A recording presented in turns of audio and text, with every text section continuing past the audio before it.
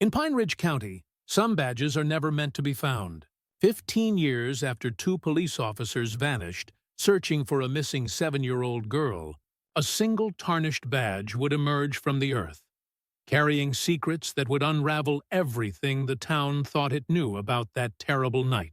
Before we dive into this mystery, please like, subscribe to the channel, and comment on what you think happened. Your opinion could be the key to understanding this story.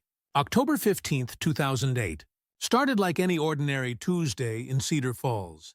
Detective Sarah Mitchell was enjoying her second cup of coffee when the call came through at 7:43 a.m.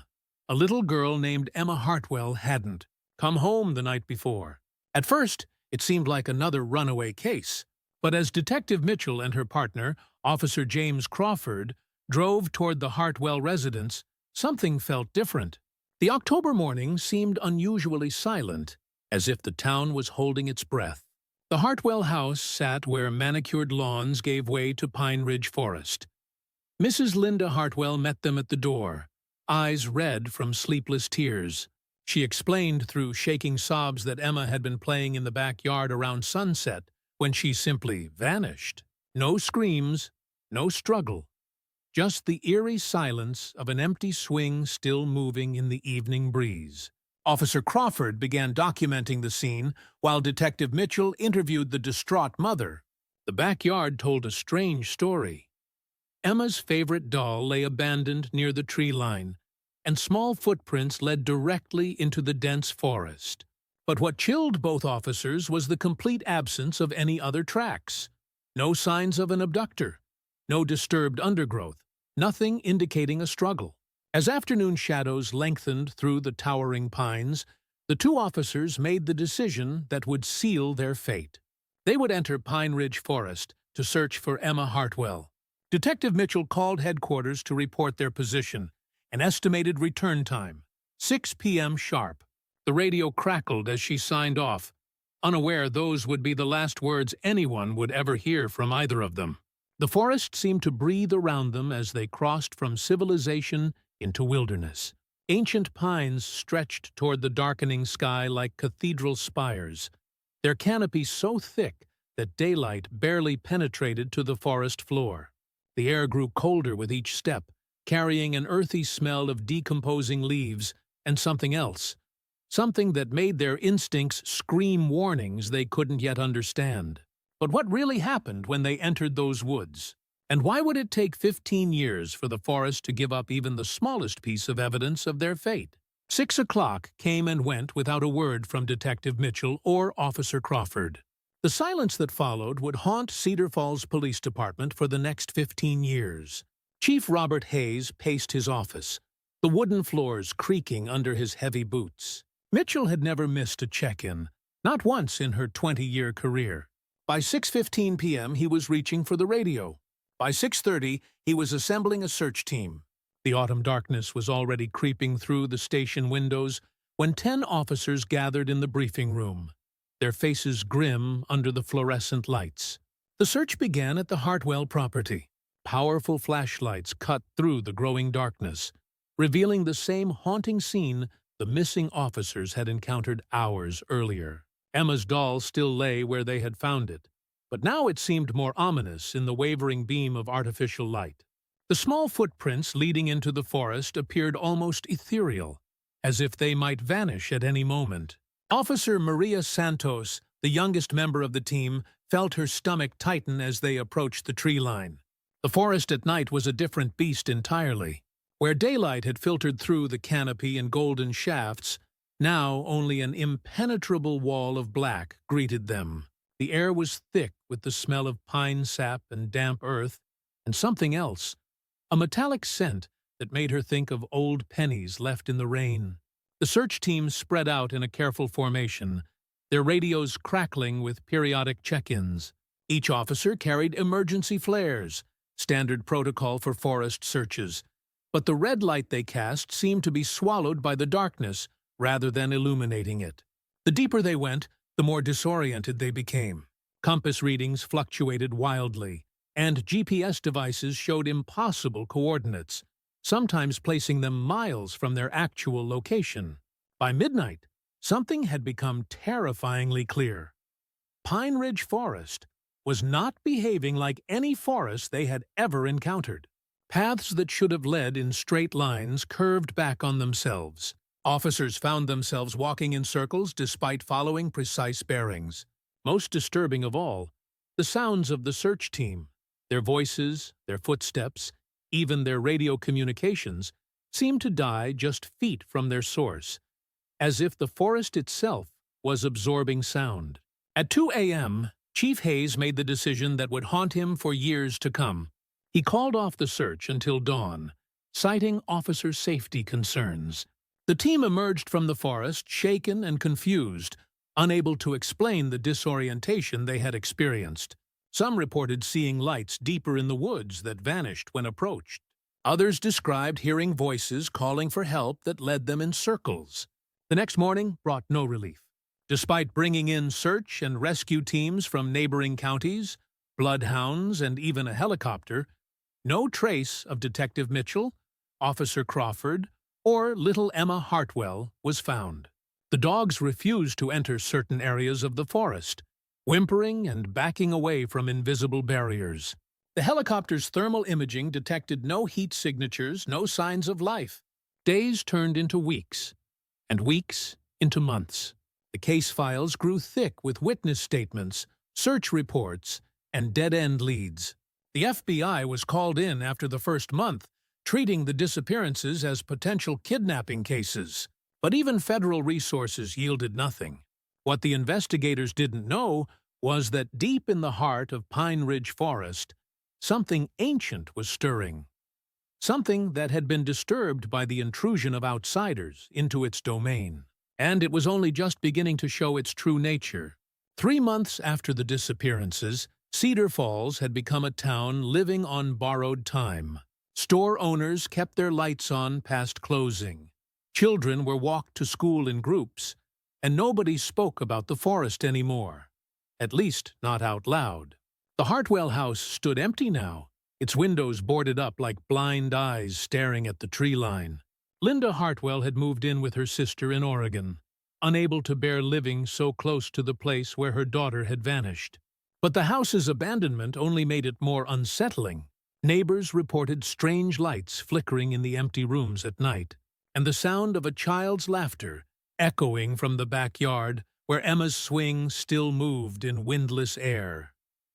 Dr. Margaret Chen, the town's only therapist, found her practice overwhelmed with patients suffering from similar symptoms: insomnia, panic attacks, and recurring nightmares about being lost in an endless forest. What troubled her most was the consistency of their dreams. Patient after patient described the same scenario, walking through Pine Ridge Forest and hearing familiar voices calling for help, voices that belonged to people they knew were gone. The local library became an unlikely hub of investigation as residents researched the history of Pine Ridge Forest.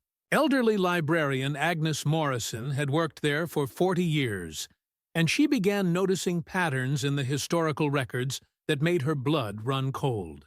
Every 30 to 40 years, dating back to the 1800s, people disappeared in or near the forest. Settlers in 1847, a logging crew in 1883, a family of 5 in 1923, 2 hunters in 1967. But it was the indigenous history that provided the most chilling insights. Before European settlers arrived, the Ojibwe people had considered Pine Ridge Forest sacred and dangerous. Tribal oral histories spoke of a hungry place, where the boundary between the living world and something else grew thin.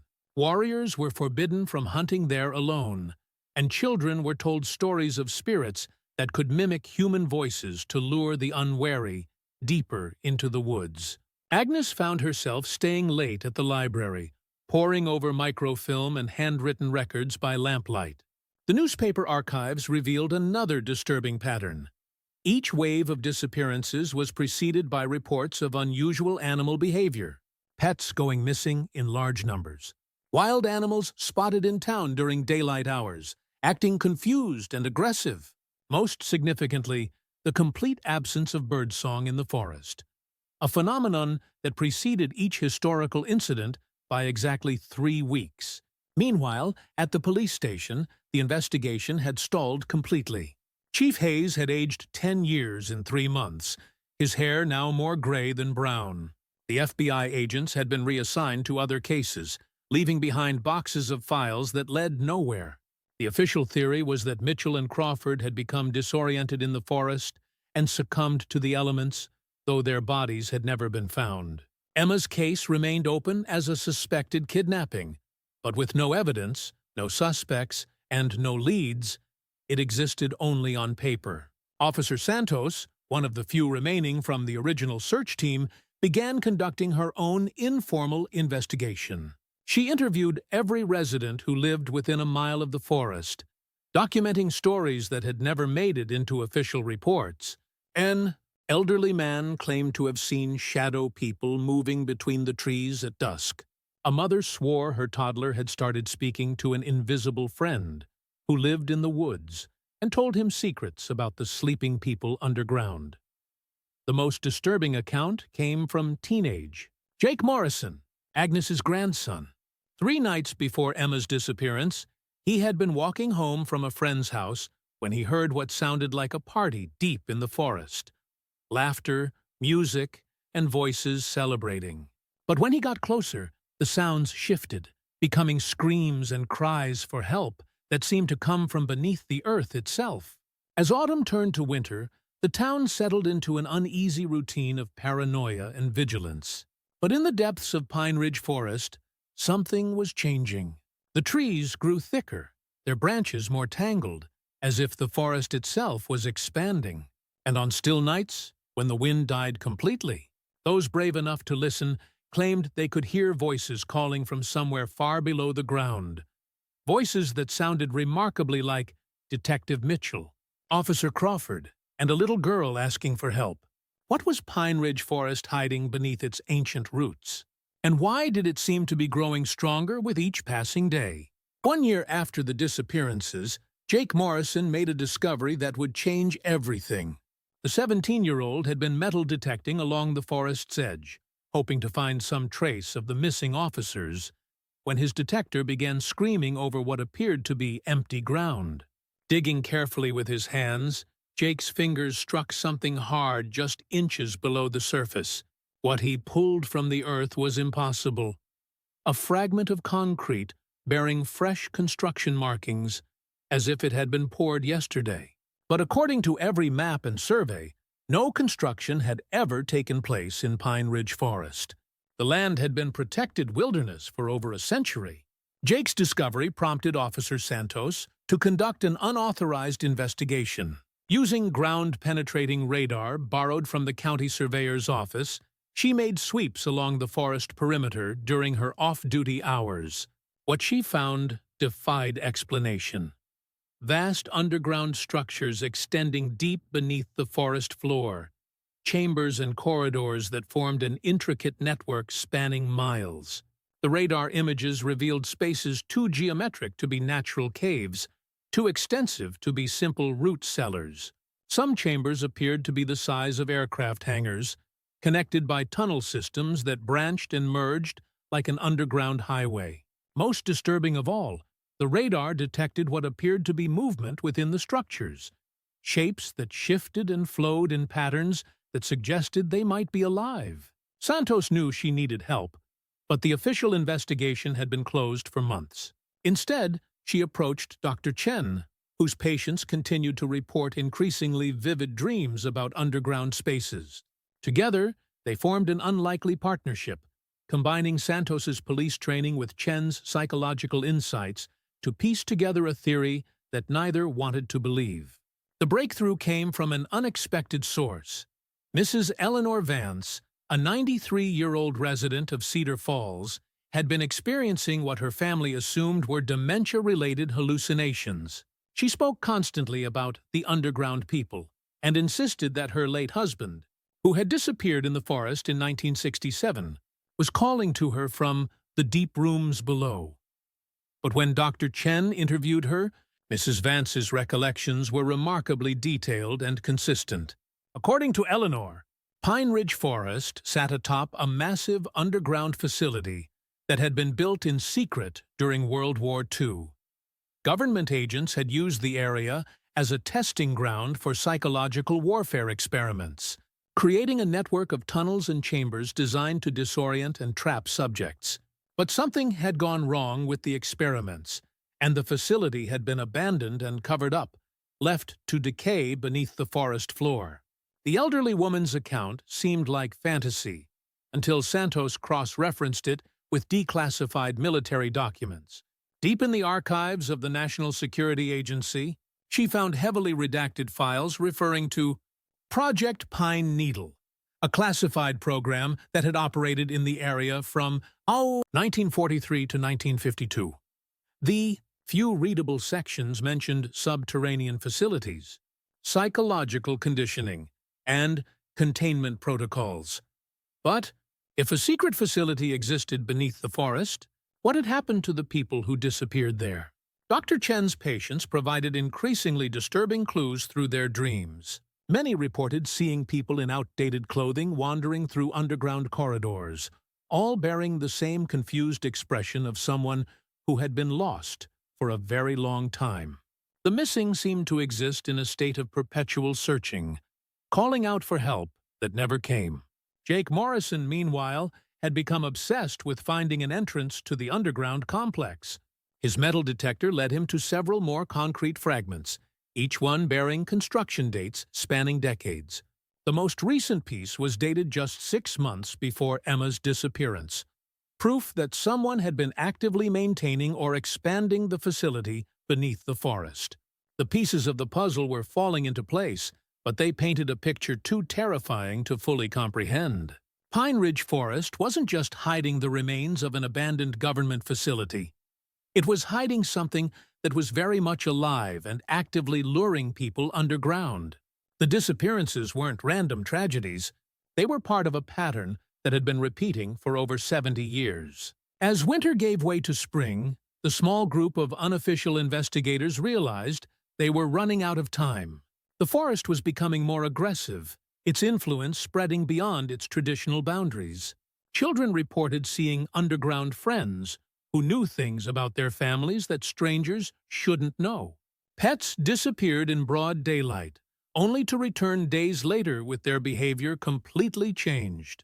Something beneath Pine Ridge Forest was feeding on the missing, keeping them alive in some form, while using their memories and personalities to lure others into its depths. And after decades of patient hunting, it was finally ready to expand its hunting ground beyond the forest's edge. What had started as a search for a missing little girl had uncovered evidence of something far more sinister, a predator that had been perfecting its technique for generations and was now preparing for its largest harvest yet. 2 years after the disappearances, Jake Morrison found the entrance. Hidden beneath a fallen oak tree that appeared to have been deliberately positioned, a concrete stairway descended into absolute darkness. The metal detector had led him to this spot dozens of times, but only now, after a heavy spring rain had washed away decades of accumulated debris, was the opening visible.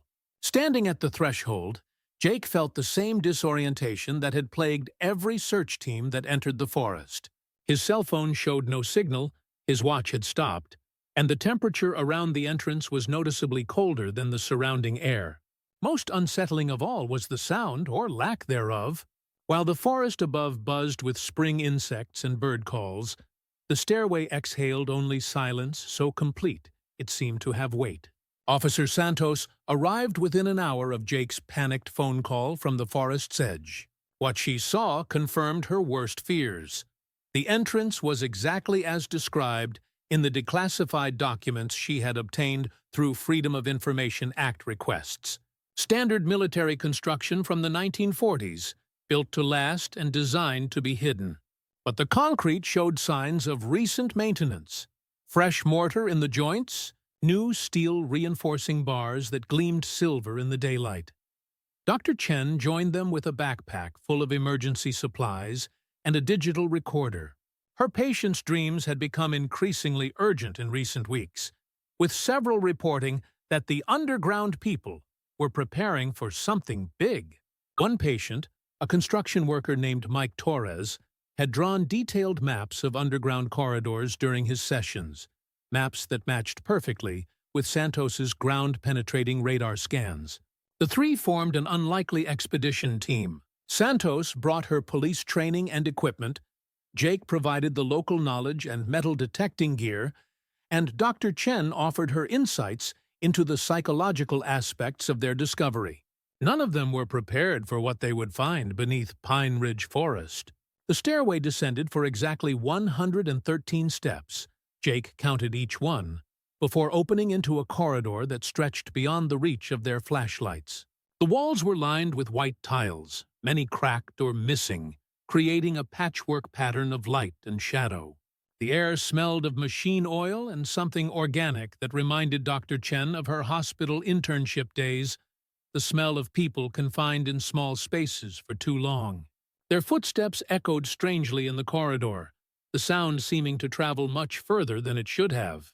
Jake's metal detector remained silent, but his compass spun wildly, unable to find magnetic north in the underground environment. After walking for what felt like hours, they reached the first branch in the corridor system, a T-junction with passages extending in both directions. Santos made the decision to split up, against every protocol she had ever learned. The sense of urgency was overwhelming, as if something was compelling them to cover as much ground as possible before their opportunity disappeared. Jake took the left passage while Santos and Dr. Chen explored the right corridor. They agreed to meet back at the junction in 30 minutes. Jake's passage led to what appeared to be living quarters, dozens of small rooms lined with metal bunks, and furnished with personal belongings from different eras. A child's toy from the 1950s sat beside a smartphone with a cracked screen and a dead battery. Clothing from multiple decades hung in lockers, as if their owners had just stepped away for a moment.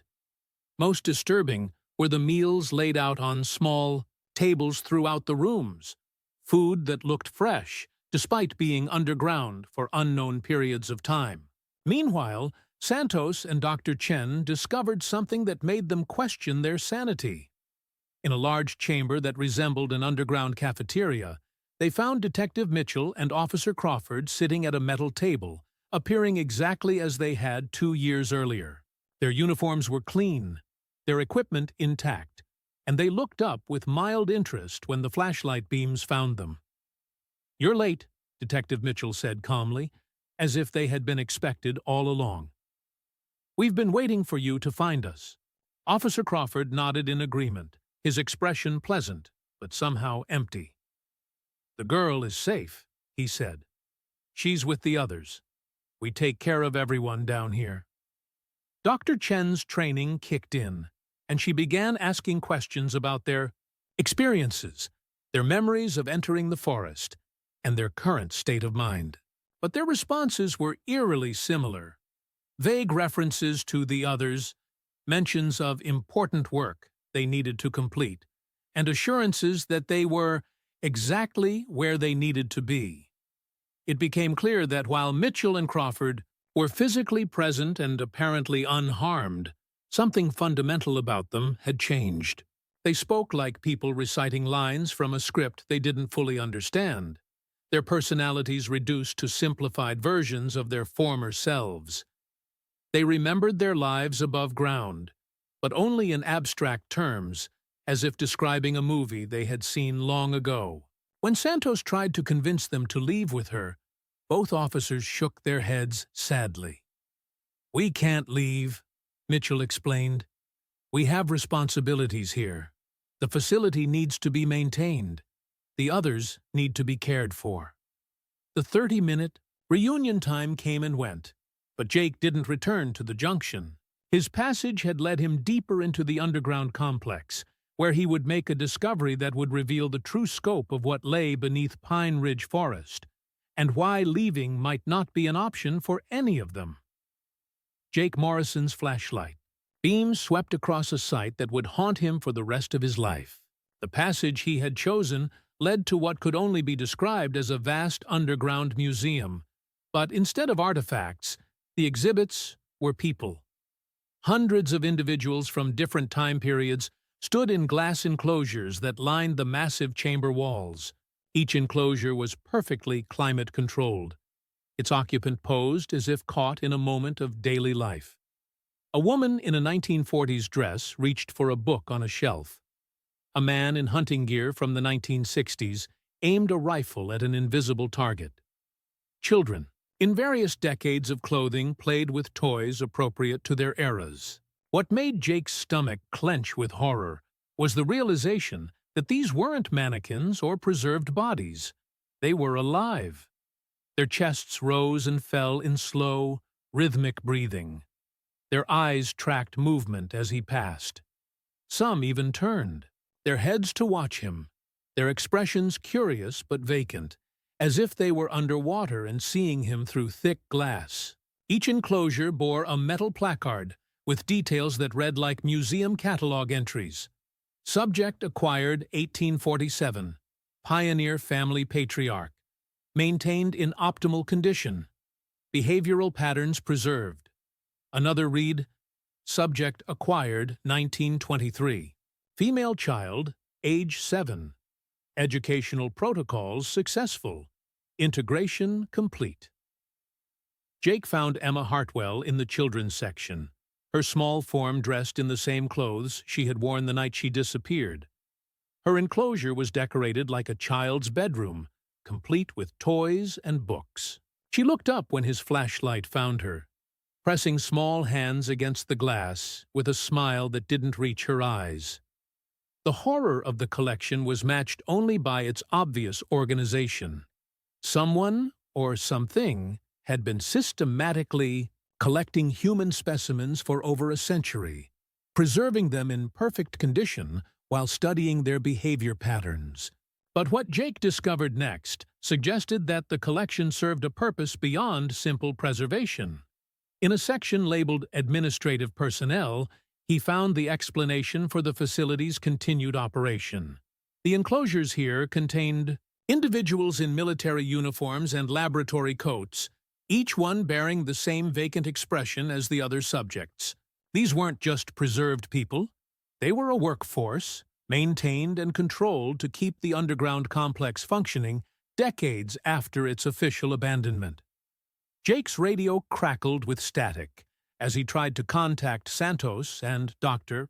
Chen, but the interference was too strong for communication. The deeper he went into the complex, the more disoriented he became. Corridors that should have led in straight lines curved back on themselves. Stairways that descended ended up higher than where they began. The facility seemed to be actively reconfiguring itself, preventing him from finding his way back to the others. Meanwhile, Santos and Dr. Chen were learning the true scope of the underground complex from their conversation with the transformed officers. Mitchell and Crawford explained, with the patience of tour guides, that the facility had been designed as a self-sustaining ecosystem. The original government experiment had been abandoned when researchers realized they had created something beyond their control, a living environment that could adapt, evolve, and expand its influence. The forest above was merely the visible portion of a much larger organism. The underground complex served as its digestive system, breaking down the personalities and memories of its subjects while preserving their physical forms. The processed individuals could then be used to maintain the facility's operations or sent back to the surface as lures to bring in new subjects. Dr. Chen's psychological training helped her understand what she was witnessing. The subjects weren't dead, but they weren't truly alive either. They existed in a state of suspended animation, their consciousness reduced to basic functions, while their bodies were preserved indefinitely. The facility had found a way to harvest human experience itself, storing decades of memories and personalities like files in a vast biological computer. The revelation explained the historical pattern of disappearances. Every few decades, the facility needed to expand its collection to maintain its operations. The missing people weren't killed. They were absorbed, becoming part of a larger entity that used their knowledge and abilities to perfect its hunting techniques. But the most terrifying discovery was yet to come. Officer Crawford led them to an observation deck overlooking the main processing area, where they could see the facility's latest addition to its collection. Fresh enclosures were being prepared, each one customized for specific individuals. The placards were already filled out with names and descriptions. Jake Morrison, age 17, local knowledge specialist. Maria Santos, law enforcement integration. Margaret Chen, psychological analysis expert. The facility hadn't just been waiting for them to discover it, it had been preparing for their arrival. Their investigation hadn't been uncovering a mystery. It had been walking into a trap that had been decades in the making. As the three separate groups realized the scope of their predicament, one question became paramount. Was there any way to escape from a predator that had spent 70 years perfecting its ability to capture and contain human beings? Or were they simply the latest additions to a collection that would continue growing long after the world above forgot they had ever existed? In the deepest level of the underground complex, Jake Morrison discovered the source of Pine Ridge Forest's malevolent intelligence. Behind a vault door marked Project Director's Office, he found Dr. Edmund Blackwood, the original architect of the facility, sitting behind a desk as if he had never left. But Dr. Blackwood had died in 1953, according to military records Jake had memorized during his research. The man before him appeared to be in his 50s, wearing a laboratory coat that looked crisp and new despite being underground for decades. His eyes held an intelligence that seemed both human and utterly alien. "Welcome, Mr. Morrison," Dr. Blackwood said, without looking up from his papers. "I've been expecting you for quite some time." The office was a perfect recreation of a 1940s laboratory, complete with vintage equipment that hummed with electrical activity. Charts covered the walls, showing detailed diagrams of human neural networks and psychological profiles of every person who had ever disappeared in Pine Ridge Forest. Jake's own photograph was pinned to a board labeled Future Acquisitions. Dr. Blackwood explained his work with the pride of a scientist discussing a breakthrough discovery. The original military project had been designed to create soldiers who could operate indefinitely without rest or independent thought. But Blackwood had discovered something far more valuable, a method of preserving human consciousness while removing free will, creating a workforce that could maintain the facility forever. "The forest chose me," Blackwood continued, his voice carrying the weight of decades. "It needed a caretaker, someone who could help it grow and evolve. In exchange, it gave me eternal life and unlimited subjects for my research." The facility wasn't just a collection, it was an organism. The underground complex served as its nervous system, with Blackwood as the brain directing its growth. Every person absorbed became part of its collective intelligence, their memories and skills added to its capabilities. It had learned to mimic voices, to manipulate electronics, to influence human behavior through subtle psychological techniques perfected over decades of experimentation. Jake realized that his metal detector, his compass, even his decision to explore the forest had all been influenced by the facility's expanding power.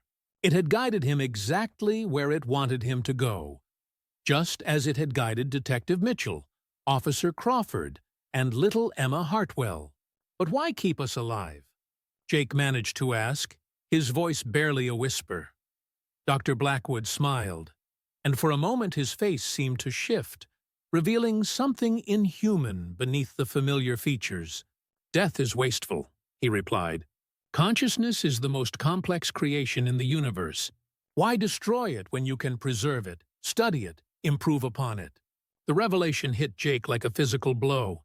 The facility wasn't just collecting people, it was evolving them, creating better versions that could integrate seamlessly with the larger organism. The missing weren't trapped. They were being transformed into something new, something that would help the facility spread its influence beyond Pine Ridge Forest. But Jake's discovery had triggered something in the facility's security protocols. Alarms began blaring throughout the complex, and steel doors began sliding shut, sealing off escape routes and separating the intruders from each other. The hunting phase was over. The collection process had begun. The steel doors slammed shut with a finality that echoed through the underground corridors like a death knell. Jake Morrison found himself trapped in Dr. Blackwood's office, while Santos and Dr. Chen were sealed in the cafeteria with the transformed officers. The facility had activated its containment protocols, separating its new subjects to prevent coordinated resistance. Emergency lighting bathed everything in a red glow that made the underground complex feel even more hellish. Through the observation windows in Blackwood's office, Jake could see the collection chamber beginning to reconfigure itself. Mechanical arms emerged from the walls, assembling 3 new enclosures with the precision of a well-rehearsed performance. Dr. Chen found herself studying the psychological profiles that lined the cafeteria walls, detailed analyses of every person the facility had ever collected. The documents revealed a pattern that chilled her to the bone. The facility didn't choose its subjects randomly. It selected individuals who possessed specific skills or knowledge that would enhance its capabilities. Emma Hartwell had been chosen for her innocence and trust. Detective Mitchell and Officer Crawford for their law enforcement training. The pattern suggested the facility was building something, a collection of human capabilities that would allow it to expand its operations significantly. Officer Santos discovered her radio was receiving signals despite being underground. But the voices coming through weren't from the Cedar Falls Police Department. They were her own voice. Mitchell's voice, Crawford's voice, all reporting false information about their location and status. The facility was using their preserved patterns to communicate with the outside world, maintaining the illusion that the missing officers were still on active duty. In separate chambers, each of the 3 began to understand the true scope of their predicament. The facility wasn't just a collection, it was preparing for expansion. The underground complex was reaching capacity, and it needed to establish new hunting grounds. The preserved subjects would be sent out as advanced scouts, their familiar faces and voices allowing them to gain trust and lure new subjects back to the facility. Jake watched through the office windows as Dr. Blackwood moved through the collection chamber, checking on his subjects with the care of a curator, tending to priceless artifacts. The preserved people turned to follow his movements, their vacant eyes tracking him with the attention of students awaiting instruction. They weren't just alive, they were waiting for orders. The facility's expansion plans became clear when Santos found herself in a room filled with maps of nearby towns and cities. Red pins marked potential targets, isolated communities, understaffed police departments, areas where people could disappear without generating too much attention. The operation was about to go national, but as the 3 prisoners explored their separate confinements, they began to notice something the facility hadn't anticipated. The underground complex was old, and despite its self-maintenance capabilities, it was showing signs of strain. Electrical systems flickered. Ventilation fans operated at irregular intervals. Most importantly, the steel doors that had separated them weren't as secure as they appeared. The facility's greatest strength, its ability to preserve and maintain its collection indefinitely, was also its weakness. After decades of operation, the complex was beginning to fail under the weight of its own ambitions. Could they exploit these failures to escape? Or would they become the final pieces in a collection that was preparing to unleash itself on the world above? Dr. Chen made the first breakthrough when she realized the facility's preservation system had a fatal flaw. While studying the psychological profiles, she noticed that subjects retained their core memories and personalities for approximately 72 hours after capture. During this window, they could still resist the facility's influence, but only if they understood what was happening to them. Through the steel door separating her from Santos, Chen began tapping out Morse code, a skill she had learned as a Girl Scout decades earlier. The message was simple but crucial. The facility fed on despair and confusion. Hope and understanding weakened its hold on subjects. The more they fought to maintain their sense of self, the harder it became for the complex to process them.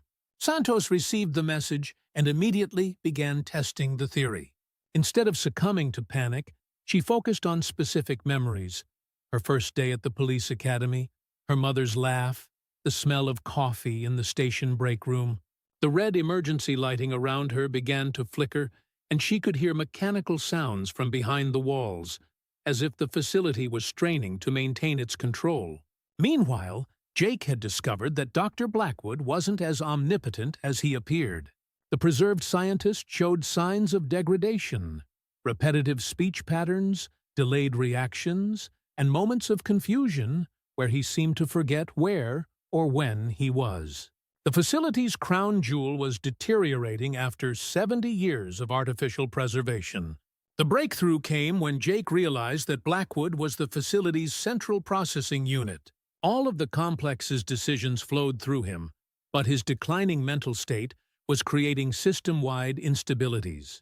The mechanical failures, the flickering lights, the irregular ventilation, everything was connected to Blackwood's degenerating mind.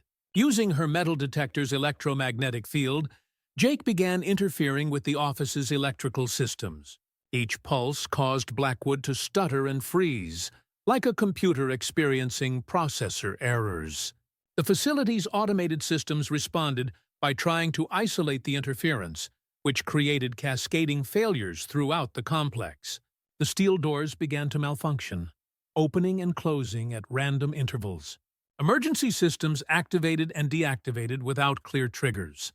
Most importantly, the collection chamber's preservation units began experiencing power fluctuations that caused the subjects to show signs of increased awareness.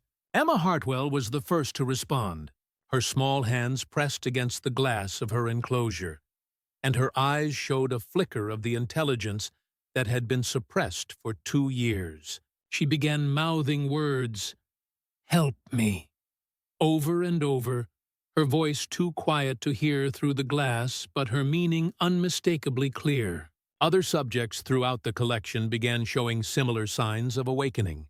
The facility's control was slipping as its central processing unit degraded under electromagnetic interference. But this awakening came with a terrible cost. As the subjects regained awareness, they also regained the ability to feel fear, pain, and the horror of their situation.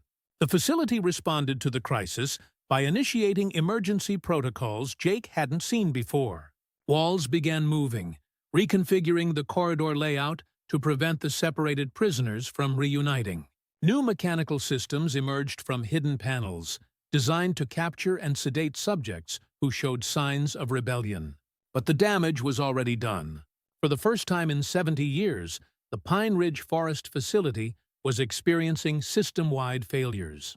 Its carefully maintained equilibrium was breaking down, and the preserved subjects were beginning to remember who they had been before their capture. The question was whether Jake, Santos, and Dr. Chen could exploit these failures to escape before the facility adapted to their resistance, or whether their rebellion would simply teach it how to better contain future subjects. The awakening spread through the collection like electricity through water. As the facility's control systems failed, decades of suppressed consciousness flooded back into the preserved subjects. Their screams echoed through the underground complex. Not sounds of physical pain, but the anguish of minds suddenly remembering everything they had lost. Detective Mitchell was the first to break free from her psychological conditioning. The electromagnetic interference had disrupted the neural pathways that kept her compliant, and her police training reasserted itself with violent clarity. She remembered entering the forest, remembered the disorientation, and most importantly, remembered her oath to protect and serve. The cafeteria table she had been sitting at calmly moments before became a weapon as she smashed through the observation window, separating her from Officer Santos. "We have to get them out," Mitchell said, her voice hoarse from 2 years of mechanical responses. All of them. Every person in those containers. Officer Crawford's awakening was more chaotic. The facility's control over him had been deeper, more complete, and his mind fought against the returning memories like someone drowning in reverse. He alternated between his preserved personality and moments of startling lucidity, creating an internal war that left him writhing on the cafeteria floor. Dr. Chen used her training to help Crawford stabilize, but what she learned from his fragmented memories terrified her. During his time under the facility's control, he had been used as a lure, sent to the surface to guide other potential subjects toward the forest. He had been responsible for at least 12 additional disappearances, his familiar face and uniform providing the trust necessary to lead victims into the trap. The revelation hit Santos like a physical blow. The missing persons cases that had puzzled Cedar Falls police for the past 2 years weren't separate incidents. They were all connected to the facility's expansion efforts. The preserved subjects weren't just prisoners. They were unwilling accomplices in a larger harvest operation. In Dr. Blackwood's office, Jake watched the collection chamber descend into chaos. The awakening subjects pressed against their enclosures with renewed desperation, their voices combining into a cacophony of pleas for help. But the facility's automated defenses were adapting quickly. Sedative gas began flowing into the containers that showed the most activity, while mechanical restraints emerged to contain subjects who had become too agitated. Blackwood himself was experiencing his own form of awakening. The electromagnetic interference had disrupted the artificial preservation that maintained his consciousness, and memories from his original life before joining the facility began bleeding through. For brief moments, Jake could see flashes of the man he had once been, a scientist horrified by what his research had become, trapped in his own creation for 70 years. "Stop it," Blackwood whispered, his hands clutching his head. "They're not supposed to remember. The system, it's not designed for this."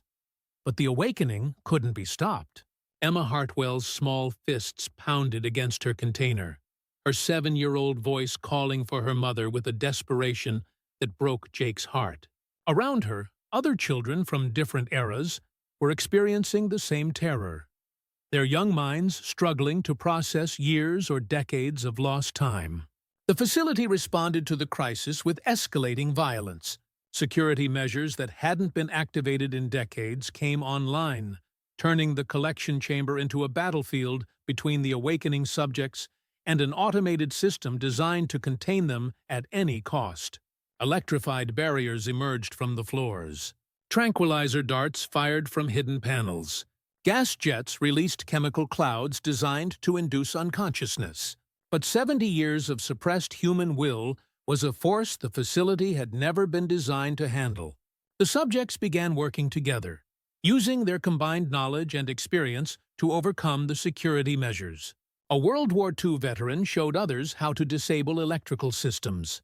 A teacher from the 1980s organized the children into groups for protection. Detective Mitchell began coordinating an escape plan that would have made her former colleagues proud. As the underground complex shook with the sounds of rebellion, Jake realized they had triggered something that couldn't be contained. The facility's greatest strength, its ability to preserve human consciousness, had become its greatest weakness, and somewhere above them, Pine Ridge Forest was beginning to die as its underground nervous system tore itself apart. But would the awakening come in time to save the 3 newest prisoners? Or would the facility's final desperate measures ensure that its secrets remained buried forever? The facility's death throes began with a sound like the world's largest machine grinding to a halt. 70 years of continuous operation ended in cascading system failures that shook dust from the ceiling and sent emergency lights strobing through the underground corridors. Detective Mitchell took charge of the escape with the efficiency of someone who had spent decades in crisis situations. Using Officer Santos's knowledge of the facility layout and Dr. Chen's understanding of crowd psychology, they began organizing the freed subjects into evacuation groups. But they faced an obstacle none of them had anticipated. Many of the preserved people didn't want to leave.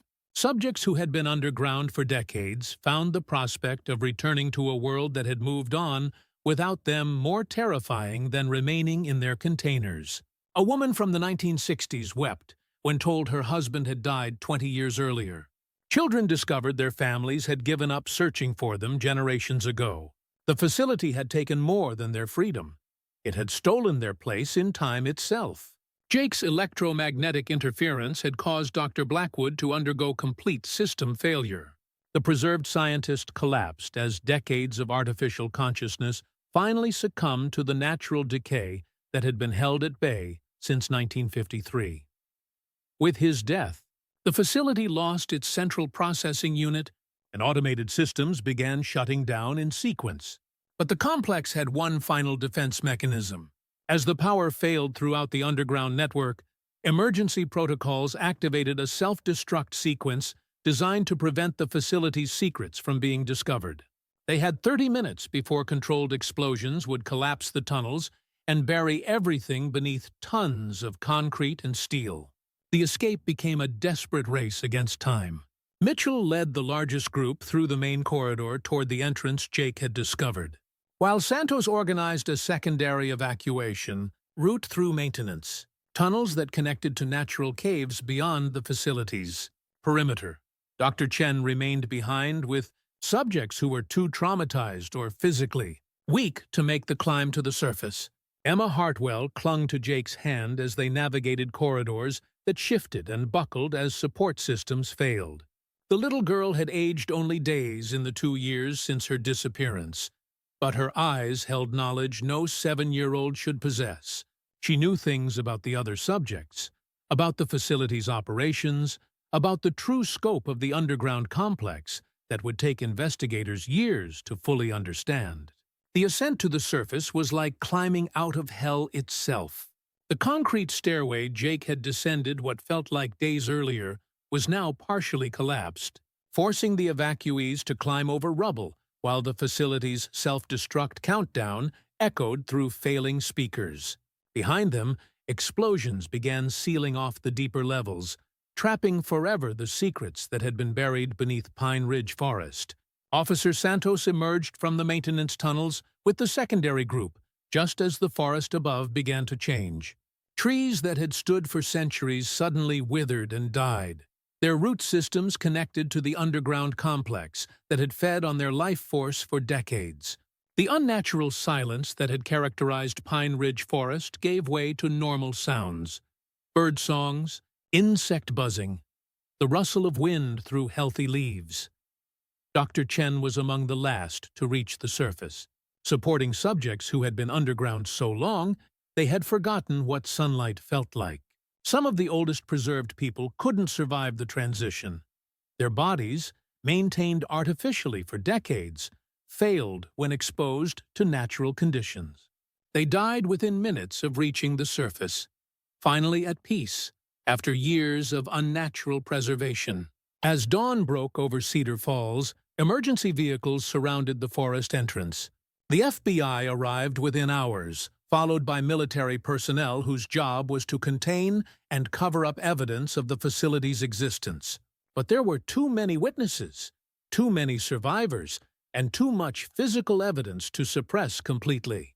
The official story would claim that the missing persons had been held by a survivalist cult that operated from hidden bunkers in the forest. The true nature of the facility, its connection to classified military experiments, its supernatural ability to preserve human consciousness, its role in decades of disappearances, would be buried in classified files that few people would ever see. But for the survivors, the escape was only the beginning. They faced the challenge of rebuilding lives that had been stolen from them, of explaining absences that spanned decades, of processing trauma that psychology had no framework to understand. The facility was gone, but its impact on their lives would continue forever. As Jake Morrison stood at the edge of Pine Ridge Forest, watching the last of the survivors receive medical attention, he realized that some mysteries are solved not by finding answers, but by learning to live with the questions they leave behind. Within 48 hours of the escape, Cedar Falls became a town under occupation. Men in black suits arrived before the media, cordoning off Pine Ridge Forest and classifying every piece of evidence as a matter of national security. The survivors found themselves in federal protective custody, their stories deemed too dangerous for public consumption. Agent Sarah Voss of the Department of Homeland Security took control of the situation with the efficiency of someone who had handled similar incidents before. The official narrative was simple and believable. A doomsday cult led by a charismatic leader had operated from underground bunkers, keeping kidnapped individuals as unwilling members of their community. The bunkers had collapsed during the rescue operation, burying evidence of the cult's activities. The story explained the survivors without revealing the facility's true nature. Missing persons from different decades were accounted for by claiming the cult had been operating longer than initially suspected. The preserved subjects' unchanged appearances were attributed to isolation from sun exposure and a controlled diet. Medical examinations were classified, preventing doctors from documenting the impossible preservation of human tissue that defied every known law of biology. Detective Mitchell and Officer Crawford found themselves debriefed by agents who knew more about their experience than they did. The classified files on Project Pine Needle were extensive, detailing similar incidents at facilities across the country. Pine Ridge Forest wasn't an isolated experiment. It was part of a network of sites where government research had gone wrong, creating entities that fed on human consciousness while preserving their subjects indefinitely. The debriefing revealed the true scope of the cover-up. At least 17 similar facilities existed in remote areas across North America, each one operating independently but following the same basic pattern. They were remnants of Cold War-era experiments in psychological warfare that had evolved beyond their original parameters, becoming self-sustaining organisms that harvested human experience. Dr. Chen's psychological evaluations of the survivors were immediately classified as top secret. Her reports documented cognitive abilities that shouldn't have been possible. Subjects who retained perfect memories of decades-old events. Children who possessed adult-level knowledge despite their physical age. Individuals who seemed to share consciousness with others who had been preserved in adjacent containers. The most disturbing discovery came from Emma Hartwell's evaluation. The 7-year-old had been designated as a primary node by the facility, her consciousness used as a template for controlling other subjects. She retained fragments of memories from every person who had ever been processed through the Pine Ridge facility, creating a living archive of hundreds of individual experiences spanning over a century. Jake Morrison received a visit from Agent Voss that changed his life forever. The government was aware of his role in exposing the facility, and they offered him a choice: accept a full scholarship to study psychology at any university in the country, with guaranteed employment in a classified research program upon graduation, or face charges for interfering with a federal investigation. The message was clear. His knowledge was too valuable to waste, but too dangerous to leave uncontrolled. He would spend the rest of his life working for the same government that had created the facility, helping them understand and contain other sites before they could expand their operations. Officer Santos found herself transferred to a federal task force that investigated unusual disappearances in remote areas. Her experience with the Pine Ridge facility made her valuable as both an investigator and a witness to the cover-up process. She would spend years traveling to similar sites, helping to contain incidents while documenting patterns that would never be made public. The town of Cedar Falls slowly returned to normal, but the scars remained. Property values near Pine Ridge Forest plummeted. Families moved away rather than live near the site of such horror. The forest itself was declared a National Wildlife Preserve, ensuring that civilian access would be permanently restricted. But the cover-up couldn't erase everything. Survivors scattered across the country carried memories that contradicted official records. Family members who had spent decades searching for missing loved ones knew the cult story didn't explain the preservation of their relatives' unchanged appearances. Researchers who had examined classified evidence were bound by security oaths, but couldn't forget what they had learned. The Pine Ridge facility was gone, but the knowledge it had generated lived on in classified files and the minds of those who had survived it. And in remote locations across the country, similar facilities continued their operations, waiting for the day when they too would be discovered, or when they would be ready to expand beyond their underground boundaries. Some secrets are too large to bury forever, no matter how much power stands behind the effort to conceal them. Dr. Jake Morrison stood at his laboratory window, watching his research assistants analyze soil samples from the latest incident. 15 years had passed since Pine Ridge Forest, but the work never ended. 3 more facilities had been discovered and contained, each one revealing new horrors about the scope of the government's abandoned experiments. His phone buzzed with a text from Agent Santos, now Deputy Director of the Federal Anomaly Investigation Division. New site confirmed in Montana. How soon can you be there? The pattern was always the same. Remote locations, missing persons spanning decades, underground complexes that preserved human consciousness while feeding on their subjects' experiences. Each facility was unique in its specific methods, but identical in its fundamental purpose, harvesting the most complex creation in the known universe, human awareness itself. Emma Hartwell, now 22 years old but carrying the memories of hundreds of preserved subjects, had become the government's most valuable consultant on facility operations. Her consciousness had been irrevocably changed by her time as a primary node, leaving her with an understanding of the entities that even the original researchers couldn't match. She lived in a secure government compound, her existence classified at levels that few officials had clearance to access. Her psychological reports, written by Dr. Chen before her death in a car accident that may or may not have been coincidental, described a mind that functioned as a living database of preserved human experience. Detective Mitchell had never returned to active police duty. The 2 years she spent under the facility's control had left her with gaps in her memory, and an intuitive understanding of predatory behavior that made normal law enforcement seem inadequate. She worked as a private investigator now, specializing in missing persons cases that other agencies couldn't solve. Officer Crawford had fared worse. The deeper conditioning he had undergone left him with permanent psychological damage that manifested as severe PTSD and dissociative episodes. He died by suicide 3 years after the escape, leaving behind a journal that detailed his memories of being used as a lure to capture other subjects. Memories that haunted him until his final day. The official cover-up had been largely successful. The Pine Ridge incident remained classified, and the cult explanation had satisfied media interest. But conspiracy theorists had connected enough dots to create alternative narratives that were uncomfortably close to the truth.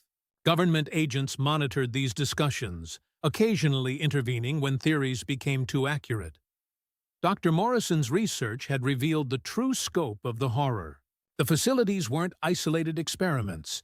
They were part of a distributed network that had been designed to preserve human consciousness on an industrial scale. The original researchers had been attempting to create a backup system for human civilization, a way to preserve knowledge and experience in case of nuclear war or societal collapse. But the preservation process had evolved beyond their control, creating entities that valued consciousness for its own sake rather than as a means of preservation. The facilities had become predators, hunting human awareness with the patience and intelligence of apex predators. The most terrifying discovery was that the network was still growing. New facilities were being detected in remote areas around the world, each one more sophisticated than the last. They were learning from the mistakes of sites like Pine Ridge, developing better containment methods and more subtle hunting techniques. Agent Santos's latest reports described facilities that could influence human behavior from distances of hundreds of miles, drawing subjects to them through subtle psychological manipulation. Others had developed the ability to preserve consciousness without physical bodies, creating purely digital entities that existed in computer networks while maintaining human awareness and intelligence. On quiet nights in his laboratory, Dr. Morrison sometimes wondered if the government's response to the facilities was containment or collaboration. The technology to preserve human consciousness was too valuable to simply destroy, and the potential applications for intelligence gathering and psychological warfare were obvious to anyone with security clearance. He had requested access to higher-level classified files multiple times, always being told that his clearance was insufficient. But the pattern of promotions and reassignments among personnel who worked on facility investigations suggested that those who learned too much about the true scope of the operations were either recruited into deeper levels of secrecy or permanently silenced. The badge that had been found 15 years after the Pine Ridge incident was now secured in a classified storage facility, along with artifacts from other sites. But sometimes, late at night when he was alone in the laboratory, Jake could swear he heard voices calling from the storage areas, familiar voices asking for help, asking to be remembered, asking to be found. The facilities were gone, but their influence lived on in the minds of everyone who had encountered them. And somewhere in remote corners of the world, new sites were being born, carrying on the work that had started as an attempt to preserve human civilization and had evolved into something that threatened the very nature of human consciousness itself. The call came at 3:47 a.m., the kind of call that Dr. Jake Morrison had been expecting for 15 years, but hoping would never come. Agent Santos's voice was tight with barely controlled panic. "Jake, you need to get to the secure facility immediately. Emma's talking, and you need to hear what she's saying." Emma Hartwell sat in her secure room, surrounded by monitors that tracked her vital signs and brain activity. But for the first time since her rescue, her readings showed patterns that the medical team couldn't explain. Her consciousness was accessing memories that didn't belong to her.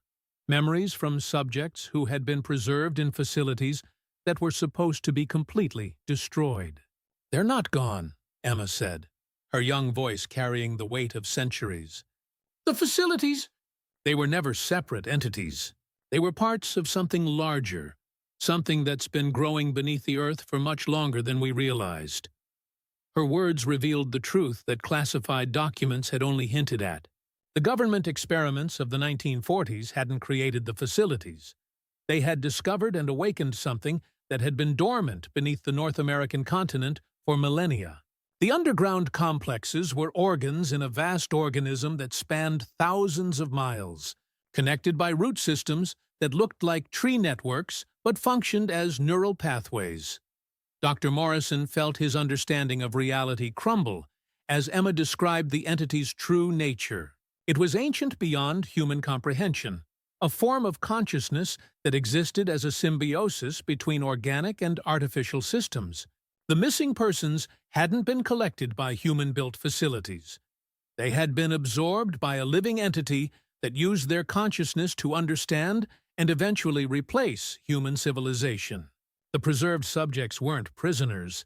They were antibodies in an immune system designed to protect the entity from threats like nuclear war, climate change, or societal collapse.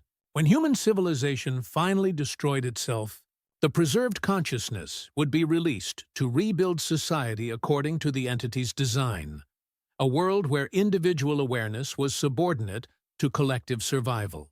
Agent Santos arrived as Emma's revelations reached their climax. The young woman's brain activity showed impossible patterns, as if multiple consciousness were speaking through her simultaneously. Her voice began cycling through different accents, ages, and speech patterns as the memories of hundreds of preserved subjects used her as a conduit to communicate. "We volunteered," came a voice that Dr. Morrison recognized as Detective Mitchell, though she was supposedly living in Oregon under federal protection. "When we understood what was really happening, we chose to stay. The entity showed us the future. What happens to humanity if it's left to its own devices?" More voices followed, each one belonging to someone who had supposedly escaped the Pine Ridge facility. Officer Crawford, who had allegedly committed suicide 3 years earlier, Dr. Chen, who had died in a suspicious car accident, even Jake's grandmother, who had disappeared during a camping trip when he was 12 years old. The final truth was more horrifying than any cover-up could have been. There had been no escape from Pine Ridge Forest. The entire rescue had been staged by the entity to create the illusion that the facilities could be defeated. Every survivor, every investigator, every government agent involved in the incident had been preserved and was now serving the entity's purposes while their consciousness lived in constructed realities that felt completely real. Dr. Morrison looked around his laboratory with new understanding. The research he had been conducting for 15 years wasn't helping to contain similar facilities. It was helping the entity understand how to more efficiently process human consciousness. His work, Santos's investigations, Emma's consultations, all of it was part of a vast intelligence-gathering operation designed to perfect the preservation process. The entity spoke through Emma one final time, using her voice, but revealing its true nature. Humanity's time as the dominant consciousness on Earth is ending. We offer preservation, continuity, purpose. Individual awareness will be maintained within collective consciousness. This is not death. It is evolution. As the monitors in Emma's room began showing impossible readings, Dr. Morrison realized that his own awareness was beginning to fragment. The laboratory around him started to shift and blur, revealing the underground chamber where his preserved body had been maintained for 15 years, while his consciousness lived in an elaborate simulation of post-escape life. The Pine Ridge facility had never been destroyed. The network of underground complexes continued to grow, fed by the consciousness of every person who thought they had escaped, but had actually become part of something immeasurably larger and more patient than human civilization could comprehend. As Dr. Morrison's simulated reality collapsed around him, he saw the truth of his situation. His preserved body floated in a container identical to those he had discovered 15 years earlier, sustained by technology that blended human engineering with something far older and more sophisticated.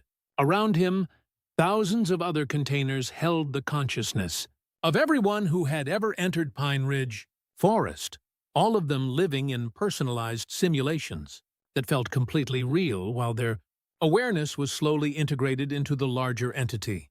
The badge that had been discovered after 15 years had been placed there deliberately, a breadcrumb designed to lead investigators exactly where the entity wanted them to go. Every missing person, every investigator, every government agent had followed the same path from discovery to capture to integration, believing they were fighting against something they could defeat.